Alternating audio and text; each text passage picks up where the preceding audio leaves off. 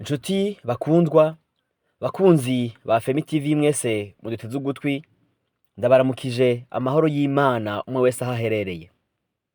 Ndanezerewe cane kuba hamwe namwe kugira ngo tuganire ku butumwa bugire butubwire ukuntu urukundo rw'Imana ruhindura umuntu wese wari umunyavyaha rukamugira umuntu w'icubahiro agororotse, umuntu w'igikundiro imbere y'abantu n'imbere y'abizera.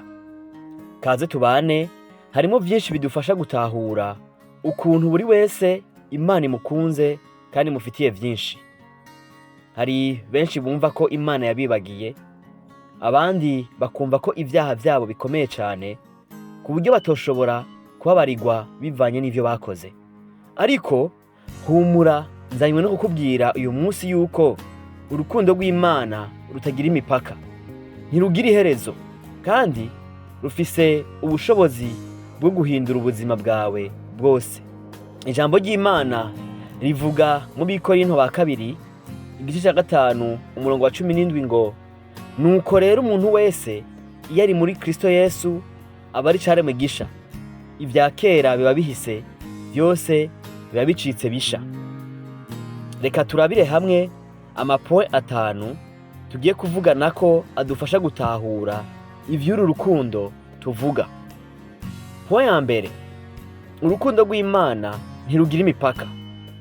Imana ntiyita ku buremere bw'ivyaha vyawe, ntihindurwa nuko abantu baguciye intege canke bagusuzuguye. Igukunda uko uri, igukunda ataco ifatiyeko. Muri Luka 15 kuva ku murongo wa 11 gushika 15 haravuga ku nkuru y'umwana w'icangazi.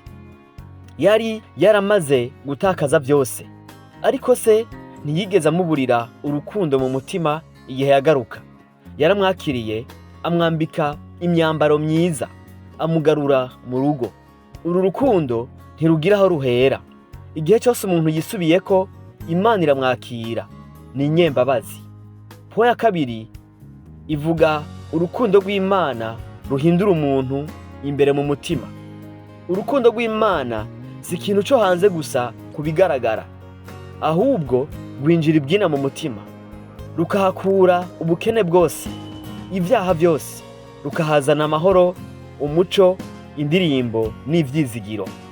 Umuntu yahoze ari umunyavyaha, iyo yakiriye Yesu ahindurirwa umutima, akiyubaka, agashira ubwoba, agakura mu kwizera, akagera ku byo atigeze yiyumvira, kuko Imana yamuhinduye ikamuhindurira n'ubuzima. Muri Ezekiyeli 36 umurongo wa 26 haravuga ngo, nzobaha umutima mushasha, mbashiremwo impwemusha. Naho abantu baguhamagara umunyavyaha, Imana iguha izina rishasha, kuko bobo bazi identite yawe ya kera wahorana, ntibazi identite wahawe n'Imana mu kwizera Kristo Yesu, ukakira ku rukundo rw'iwe. Ica gatatu, urukundo rukugirako ingaruka nziza mu muryango wawe no mw'ishengero. Uwahoze ari insuzugurwa mu muryango, Imana imugira umunyacubahiro. Abari bamwanka batangura kubona ko guhindurwa n'Imana bishoboka.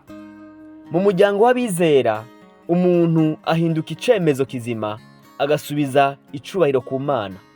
Yohana 4 kuva ku murongo w'indwi gushika kuri 30 haravuga ku nkuru y'umugore w'umusamariyakazi. Yari asuzuguritse, mu kibano hose baramuhariye ivomo, ariko akimara guhura na Yesu, amateka yiwe arahinduka, ahinduka uwamamaza ubutumwa bwiza. Abantu benshi barakizwa kuko uwahuye na Yesu kubw'urukundo rw'iwe arahinduka, amateka mashasha akandikwa. Ica kane, hari intahe zigaragaza urwo rukundo. Turabiye ku ntumwa Pawulo, ariwe Sawuli, yahoze atoteza ishengero, ariko urukundo rw'Imana rumuhindura intumwa ikomeye, yandika ibitabo vyinshi vy'isezerano rishasha tuzi. Amakuru yiwe na bugingo n'ubu akomeza abizera, abahesha kwizera ko Imana ataho itokura umuntu, kandi ntaco itomugira. Ntiwirabire aho uri ngo wumve kuri ruhebwa, Imana yo irakuzi. Abandi benshi mu mateka y'ishengero bahinduwe n'Imana, abahoze ari abanyavyaha, abarozi, imboregwa, abakora ibibi bitandukanye, bose bakiriwe n'Imana, ubu bakaba ari abashingira intahe iyo Mana tuvuga. No muri iki gihe hari benshi tubona Imana ihindura. Iyo ubona umuntu yahinduwe n'Imana, uca umenya ko urwo rukundo ari ugukuri. Reka turangirize ku cya gatanu dusaba bumva bose kwakira urwo rukundo. Wewe wumva waracumuye cyane, ntutinye. Urukundo rw'Imana ruraguhamagaye uyu munsi. Emera kuza aho Yesu ari. Hari ikibanza cawe.